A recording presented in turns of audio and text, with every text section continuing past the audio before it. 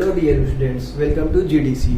आज हम जिस टॉपिक के बारे में बात करेंगे, जिसके बारे में हम डिस्कस करेंगे और जिससे रिलेटेड एमसीक्यूज के बारे में हम एक्सप्लेन करेंगे, उसका नाम है हमारा ऑइंटमेंट। सबसे पहले हम बात करते हैं कि ऑइंटमेंट हमारा किस डोजेस फॉर्म में आता है।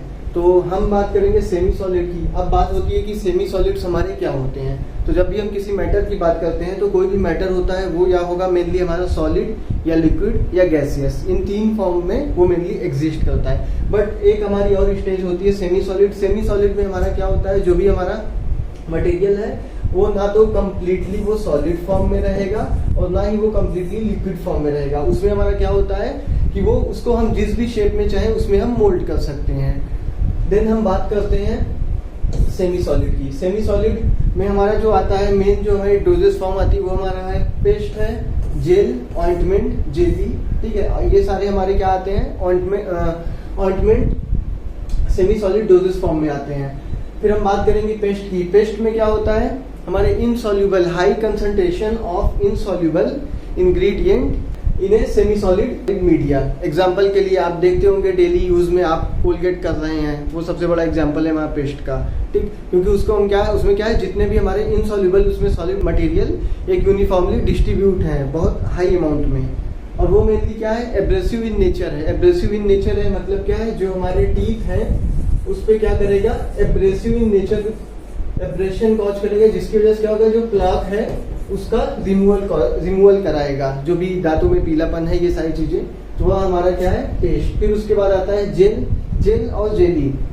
जेली और जेल में बहुत ज्यादा डिफरेंस नहीं होता है, ठीक है। और उसके बाद हम आते हैं ऑइंटमेंट पे। मेन जो आज के हमारा टॉपिक है वो ऑइंटमेंट है। ऑइंटमेंट हमारे क्या होते हैं, ऑइंटमेंट बनाने की कौन कौन सी टेक्निक्स होती हैं, उसमें कौन कौन से बेसिस होते हैं, उन सब के बारे में आज हम डिस्कस करेंगे। तो ऑइंटमेंट हमारा क्या होता है, सेमी सॉलिड ग्रीसी प्रिपरेशन होता है।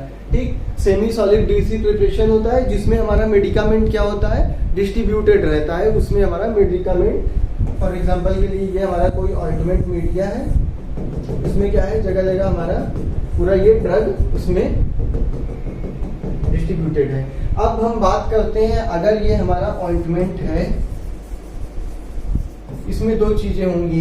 एक होगा हमारा ऑइंटमेंट बेस, दूसरा ड्रग या हमारा जो पर्टिकुलर मेडिकामेंट है। अब कोई भी ऑइंटमेंट है वो हमारे स्किन पे हमने उसको अप्लाई किया, स्किन पे हमने ऑइंटमेंट अप्लाई किया, तो हमारा जो ड्रग है वो क्या होगा, स्किन के अंदर पेनिट्रेट कर जाएगा।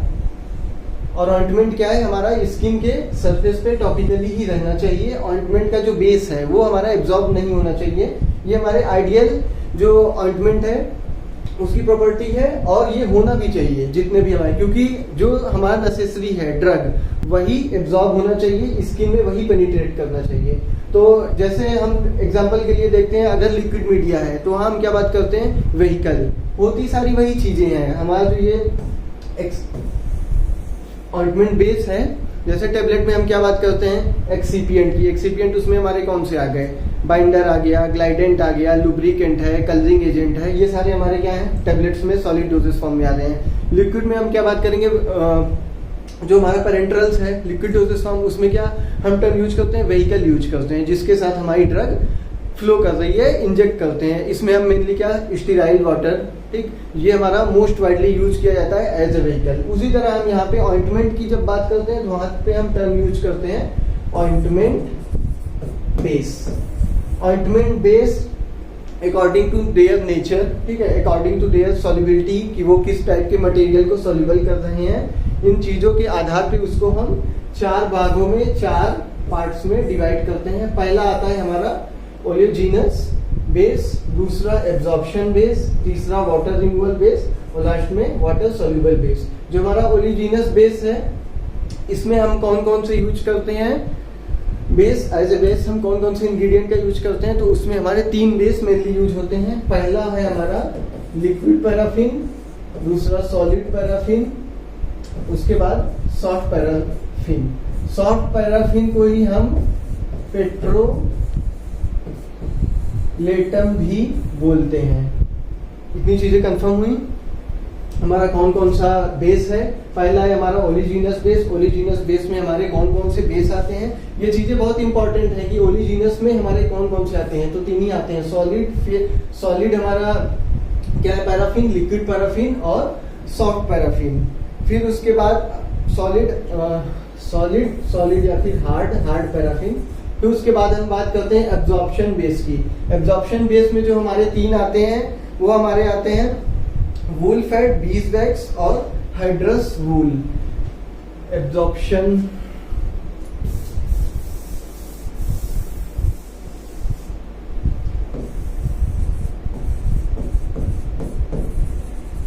वूल फैट, बीजवैक्स, लैनुलिन, ये मेनली हमारे तीन हमारे बेस हैं ऑइंटमेंट बेस, जो हमारे किस क्लास में आते हैं, एब्जॉर्प्शन बेस में। फिर उसके बाद हम बात करते हैं वाटर रिमूवल बेस और वाटर सोल्यूबल बेस के बारे में। वाटर रिमूवल बेस की अगर हम बात करेंगे तो उसमें हमारा आता है इमल्सिफाइंग वैक्स। कौन सा आएगा हमारा, इमल्सिफाइंग वैक्स। ये हमारा किस में आता है, वाटर रिमूवल वैक्स में। और वाटर सोल्यूबल बेस की बात करें तो इसमें हमारा आता है मैक्रोगेल्स और कार्बो वैक्स। ये हमारे किसके अंडर में आते हैं, ये हमारा एग्जांपल होता है पीईजी। पीईजी आप सभी जानते होंगे, पीईजी होता है हमारा प्रोपाइलीन इथिलीन ग्लाइकॉल। ओके, ये किसके अंडर में हमारा, वाटर सोल्यूबल बेस के।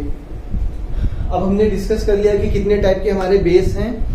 हर एक बेस के एग्जाम्पल आपको याद होने चाहिए, क्योंकि एग्जाम में अगर आप रिटन दे रहे हैं, ठीक है, तो आपको सब कुछ ये याद करना होगा कि ये बेस है, इसके ये एग्जाम्पल हैं, वो भी इंपॉर्टेंट है। बट अगर आप ऑब्जेक्टिव कहीं एंट्रेंस दे रहे हैं, चाहे फार्मासिस्ट का एग्जाम दे रहे हैं, जीपैट दे रहे हैं, कोई भी एग्जाम दे रहे हैं, तो आपको ये भी बहुत याद रखना जरूरी है कि कौन सा बीजवैक्स है तो हमारा किस में आ रहा है, हार्ड पैराफिन है तो वो किस में आ रहा है। तो ये सारी चीजें आपको एकदम क्लियर होनी चाहिए, क्योंकि इसके बेस पे ऑइंटमेंट में क्वेश्चन पूछे जाते हैं।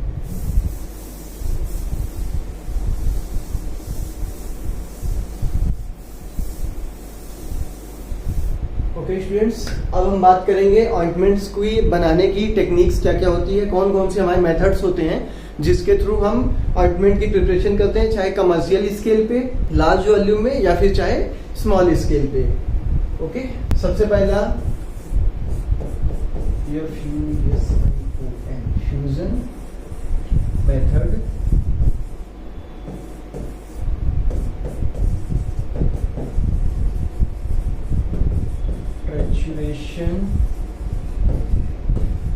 Saturation method, third one.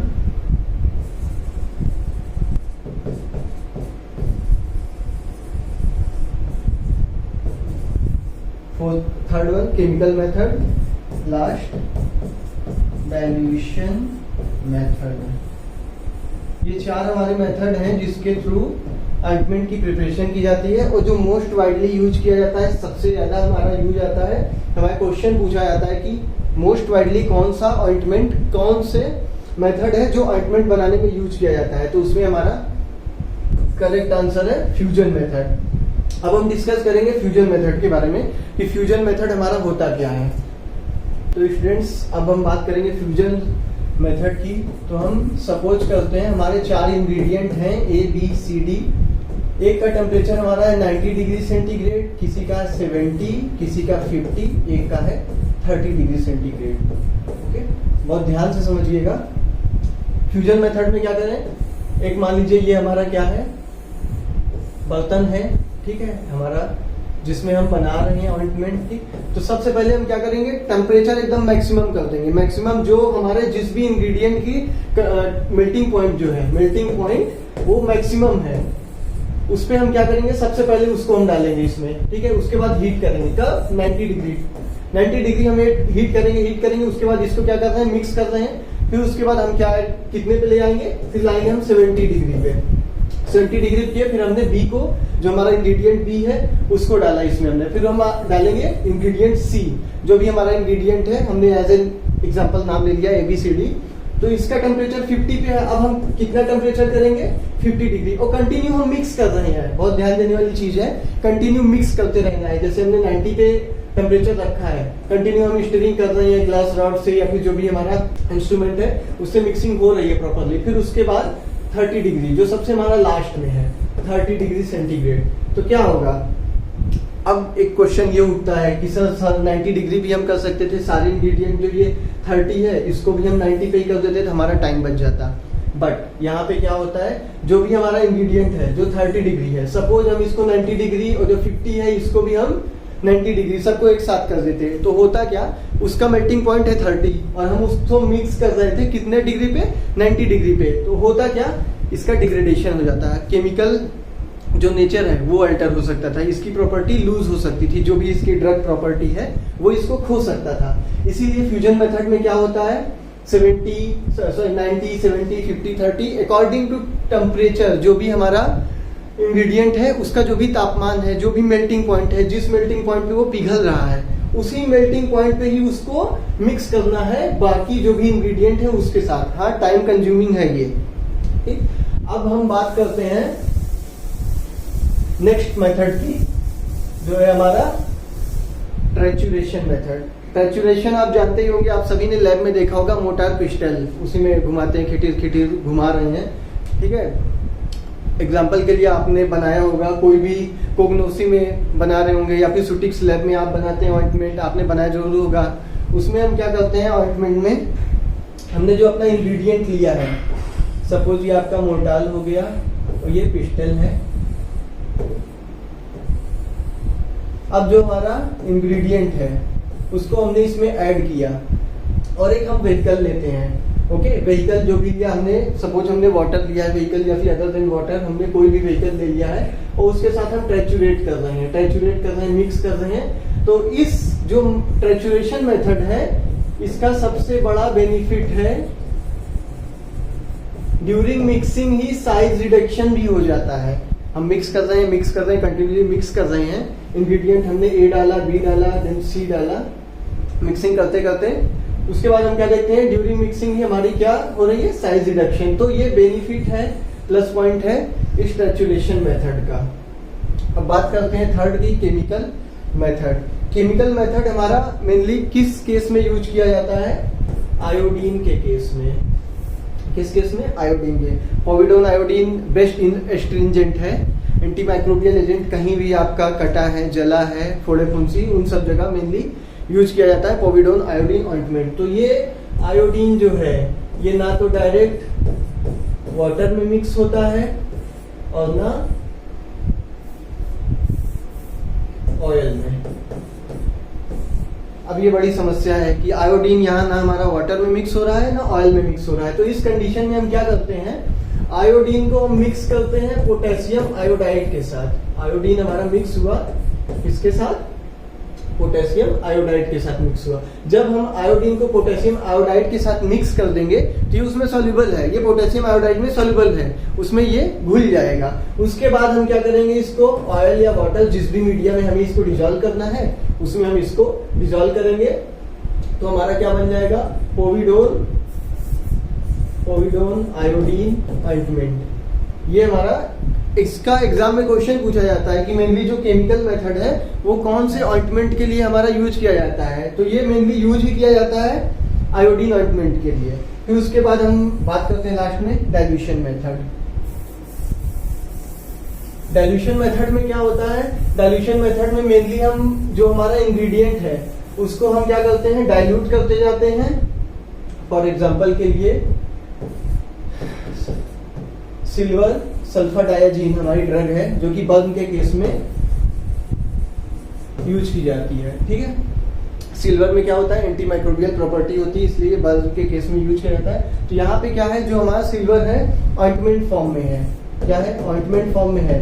But ये क्या है, कंसंट्रेटेड है। इसमें क्या है, ऑइंटमेंट जो हमारी ड्रग है क्या है, कंसंट्रेटेड फॉर्म में है और हमें स्किन पे अप्लाई करना है। सपोज बर्न का जो पेशेंट है उसकी स्किन पे हमें अप्लाई करना है, तो हम उसकी स्किन पे ऐसे डायरेक्ट अप्लाई नहीं कर सकते। क्यों, क्योंकि ऑलरेडी स्किन जल चुकी है, फफोले हुए हैं, 3rd डिग्री 2nd डिग्री की डिग्री का उसको बर्न का केस है, उस केस में हम क्या करते हैं, सिल्वर सल्फाइड आयोडीन या फिर जो भी हमारा ऑइंटमेंट है उसको क्या करते हैं, डाइल्यूट करेंगे। जब डाइल्यूट करेंगे तो ये क्या होगा, इसका जो ऑइंटमेंट है ये डाइल्यूट फॉर्म में होगा, तो ये क्या होगा, इजिली स्प्रेड हो जाएगा उसकी स्किन पे, और पेनिट्रेशन जो है वो भी as compare to this form increase होगी।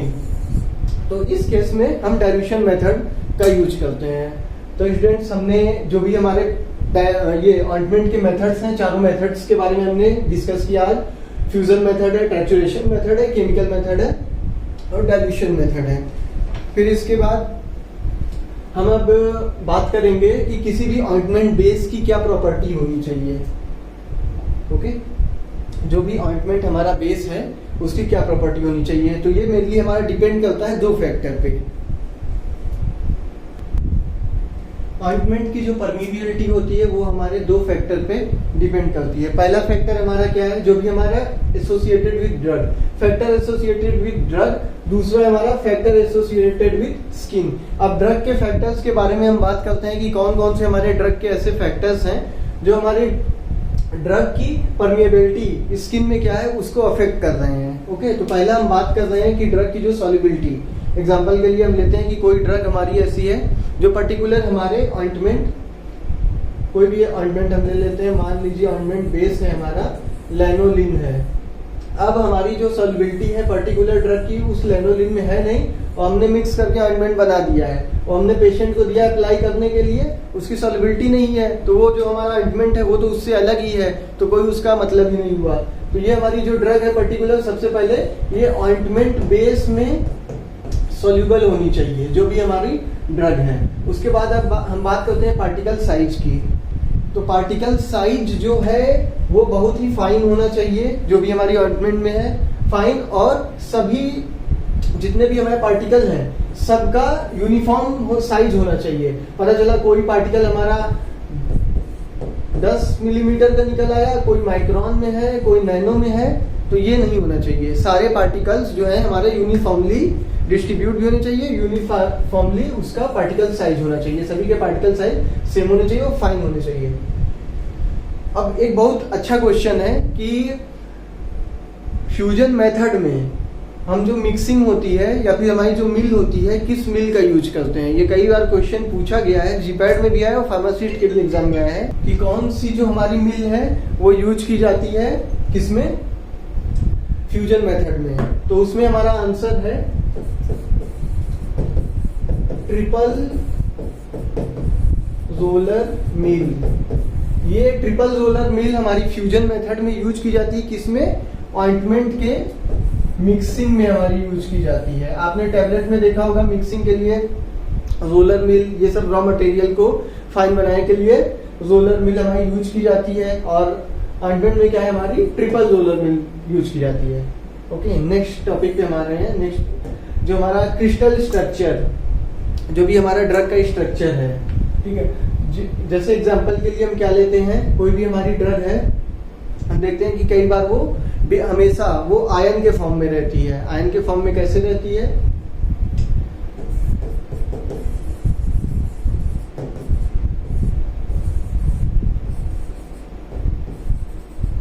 एराइल एसिटिक डेरिवेटिव, हम डाइक्लोफिनेक की बात कर रहे हैं। वो ब्रांड बहुत बड़ा ब्रांड है, वो ब्रांड जो उसका एक्टिव कॉन्स्टिट्यूएंट है डाइक्लोफिनेक सोडियम। यहाँ क्या है, सोडियम आयन इसके साथ जुड़ा हुआ है। जो भी हमारी ड्रग स्किन होती है, स्किन क्या होता है, स्किन पे अलग अलग चैनल होते हैं।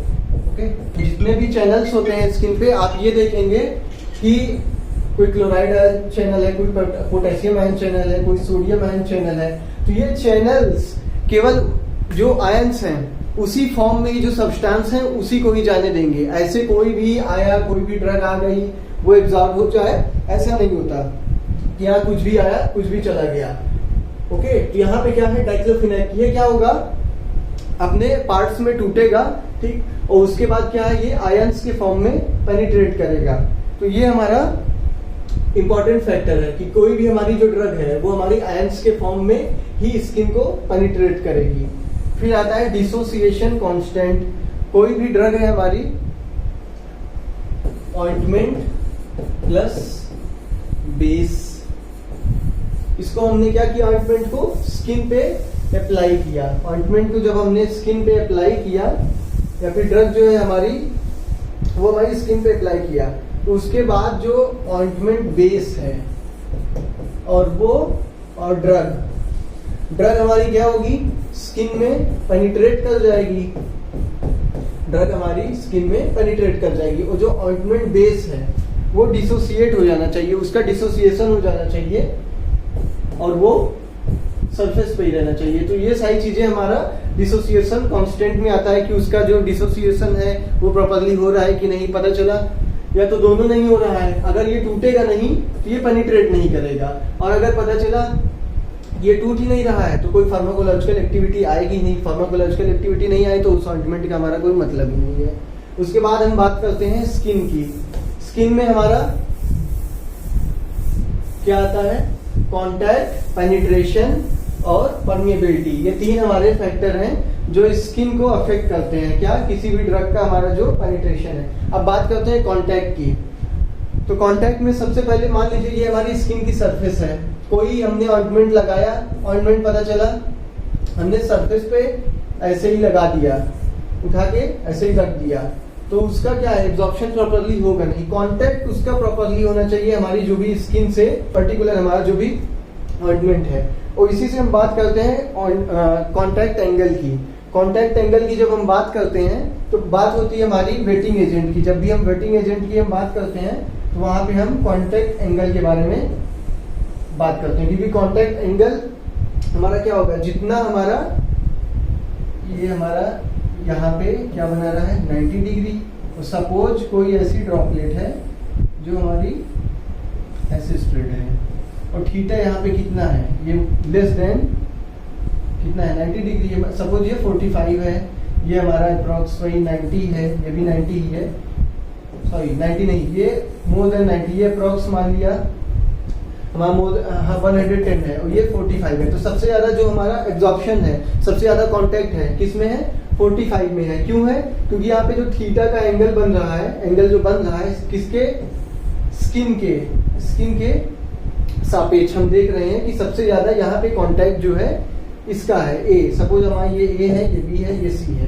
ठीक। फिर उसके बाद हम देखेंगे ए 45 हमारा ये कांटेक्ट एंगल बना रहा है, ये बना रहा है 110 और सी बना रहा है 90। तो सबसे ज्यादा जो हमारी वेटिंग प्रॉपर्टी है, सबसे ज्यादा जो कांटेक्ट एंगल वो फॉर्म कर रहा है वहां 45 ए। तो यहाँ पे हम ये देख रहे हैं कि जो भी हमारा कांटेक्ट है, जो भी हमारे पार्टिकल्स हैं, जो भी हमारा ड्रग मेडिकामेंट है या बेस है, उसका कांटेक्ट एंगल भी अच्छा होना चाहिए उसकी वेटिंग प्रॉपर्टी को बनाए रखने के लिए, ताकि वो इजिली स्किन के कांटेक्ट में आए और एब्जॉर्ब हो सके।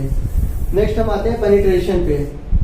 कोई भी हमारा जो ऑइंटमेंट है, ऑइंटमेंट बेस है, उसकी पेनिट्रेशन भी स्किन में प्रॉपर्ली होनी चाहिए। हम देखते हैं कि हमारे बॉडी के हर जगह की स्किन की पेनिट्रेशन बराबर नहीं होती। एग्जाम्पल के लिए अगर आप बात करते हैं एड़ी की, पैर का जो सोल होता है, तो वहां देखेंगे कोई भी ऑइंटमेंट अगर हमने वहां लगाया है, वहां पे हमारा इजिली पेनिट्रेट नहीं करेगा। और जो हमारी स्किन है नॉर्मल हाथ की हुई या फिर हमारे गले की हुई, फेस की हुई, वहां क्या है, इजिली हमारी ड्रग पेनिट्रेट करेगी।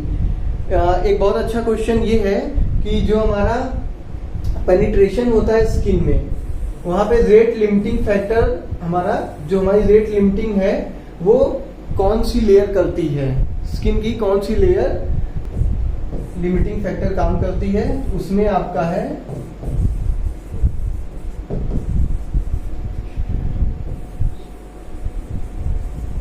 स्ट्रेटम कार्नियम। स्ट्रेटम कार्नियम जो आपकी लेयर है, ये क्या करती है, रेट लिमिटिंग फैक्टर का काम करती है। यहाँ ये हमारा जो है रेट लिमिटिंग फैक्टर का काम करता है किसी भी जो ऑइंटमेंट है उसके एब्जॉर्प्शन में। तो जो हमारी पेनिट्रेशन है वो भी हमारे जो स्किन मेम्ब्रेन है उसमें प्रॉपर्ली होनी चाहिए। और जो स्किन का जो हमारा पीएच होता है वो होता है हमारा अप्रॉक्स 5.4। और जो हमारी स्किन होता है वो हमारी लाइपोफिलिक होती है कि हाइड्रोफिलिक, तो वो जो होती है हमारी